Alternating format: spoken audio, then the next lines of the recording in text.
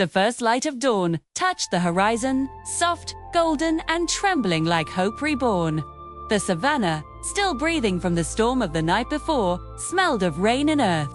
And there, standing on the edge of the cliff, Nia watched the sunrise with her eyes half closed. Her mane shimmered in the light. Behind her, the Pride lands were awakening.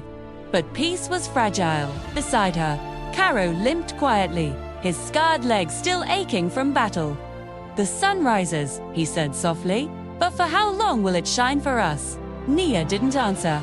She was listening to the whisper of the wind that moved through the long grass, carrying the scent of something distant, something old. They had returned victorious, or so they thought. The dark Pride had fallen. Its leader vanished into the desert. The circle of the sun was safe. For now, but every victory carries a shadow. As they descended the cliff toward the den, their daughter Ari ran to meet them. Her golden fur gleamed with youth and curiosity, her eyes holding both her mother's fire and her father's patience. "Mother, father, the elders are calling for you," she said eagerly. "They say something strange has been found near the eastern border." Karo exchanged a wary glance with Nia. "Strange?" Ori nodded. "It's a mark, burned into the ground, like a sun but broken." Nia's heart froze. She remembered that symbol, an ancient crest once used by the lions who had worshipped the shadow moon, enemies of the circle long before her birth. They hurried to the eastern ridge, where a group of lions had gathered around a blackened patch of earth. The soil was charred in a perfect circle, split down the middle by a crack that glowed faintly, like embers still alive beneath the surface. One of the elders stepped forward. "It appeared after the storm," he said gravely. "We thought the rain had ended all fires, but this one came from below." Karo knelt beside it, his paw hovering above the scorched mark. The air felt cold, unnaturally cold. "This is no accident," he whispered. "This is a warning." That night, the Pride gathered under the stars. The fire crackled, and the air was heavy with unease. Ori sat between her parents, staring at the distant hills. "What does it mean?" she asked softly. Nia looked into the flames. "It means," she said, "that our story isn't over yet." Karo's ears twitched. "Do you hear that?" A low rumble, far away, but unmistakable, rolled across the plains. Thunder, or something else. Then came the scent, sharp and foreign. Not of lion, but of something mixed, wild, and ancient. The same scent they had smelled years ago, in the ashes of the fallen dark Pride. The Pride stirred restlessly. The guards along the ridge raised their heads, eyes gleamed in the dark, dozens of them watching from the shadows beyond the firelight. Nia rose slowly, her voice calm but commanding. "Stay behind me." Karo stepped forward, muscles tensed. "Show yourself." For a moment, silence. Then, from the black of the savannah, a single figure stepped out. A lion but larger, his mane dark as midnight, his eyes like molten gold. His face bore the same broken sun symbol that was burned into the earth. "Slow long time. Nia of the circle," he said, voice deep and cold. "Did you think the shadows would rest forever?" Karo growled. "Who are you?" The stranger smiled faintly. "A name from a forgotten song. I am Varu, son of the one your Pride buried beneath the dunes." A shiver passed through Nia. "You are of the dark Pride." Varu's eyes gleamed. "No," he said slowly. "I am what remains after the dark Pride. Have come to reclaim what your circle stole." Before Karo could move, Varu's claws dug into the soil. The broken sun mark beneath them flickered, and the ground trembled. From the cracks emerged faint whispers, like 1,000 lost voices calling from beneath the earth. The Pride stepped back, fear spreading like wildfire. Ori clung to her mother's leg. "Mama, what's happening?" Nia's gaze stayed fixed on Varu. "This is old magic," she said, "magic that should have died with your ancestors." "Magic never dies," Varu hissed. "It only waits."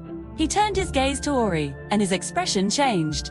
"So, this is your cub, the child of peace between two prides, fitting she will carry the burden of both light and shadow." Karo's roar split the air.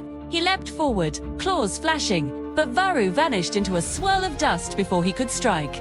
Only his voice remained. carried on the wind. Prepare your pride, circle of the sun, for when the moon swallows the dawn, the past will rise again. Then silence. The fires dimmed, the earth cooled, Ori trembled. Father, what did he mean? Karo's jaw tightened. It means he's coming back. Days passed, the pride doubled their patrols. But Nia felt it, the slow, creeping shift in the air, like the Savanna itself was holding its breath. Each night, the moon grew darker, each dawn, the sun seemed weaker. Animals fled the plains, birds no longer sang. And then, on the 7th night, it happened. The moon rose, blood red, the sky burned. And from the far desert came the roar of an army. Thousands of eyes gleamed in the darkness.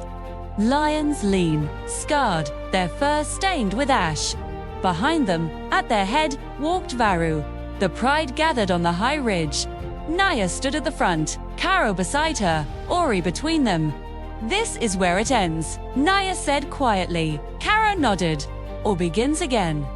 The two armies faced each other in the dying light. Then, without a word, the storm broke. Thought.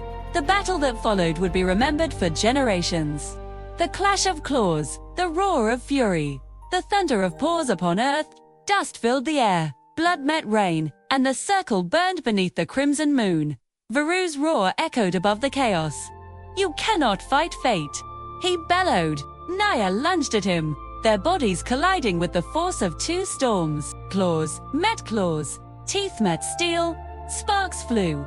You talk of fate, Nia growled, but you know nothing of it. She struck, but Varu was fast. His paws slashed across her shoulder. She staggered, then caught his mane and hurled him to the ground.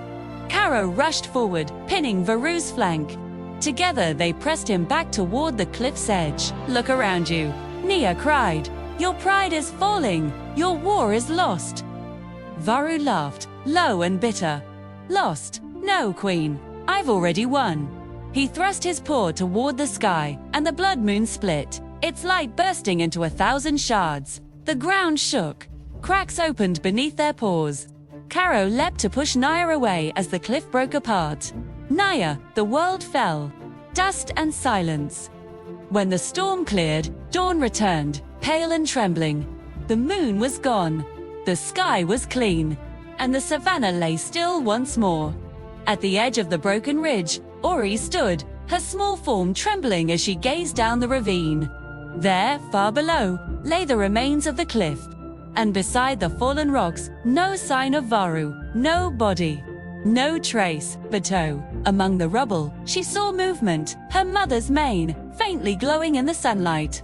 Mama, she scrambled down, paws slipping on loose stones, until she reached Nia. The queen stirred, her eyes fluttering open. Karo was there too, battered, scarred, but alive. He limped forward and nuzzled her. It's over, he whispered. Nia looked around at the sunrise, the real sunrise this time, warm and alive. No, she said softly, it's just beginning. Ori looked up, confused. What do you mean? Nia touched her daughter's cheek. Because every dawn comes after a darkness. And one day, you will face yours. Ori turned to the horizon. In the distance, the Savanna stretched endless and bright. But for just a heartbeat, she thought she saw far away, beyond the dunes, a shadow moving, slow and patient. She blinked. It was gone. But the wind carried a faint whisper, the same voice that once haunted her parents. Every circle begins again. And as the sun rose over the Pride Lands, Ori stood between light and shadow, the bridge of both worlds, destined to lead them into whatever came next. The circle had survived, but the story was far from over.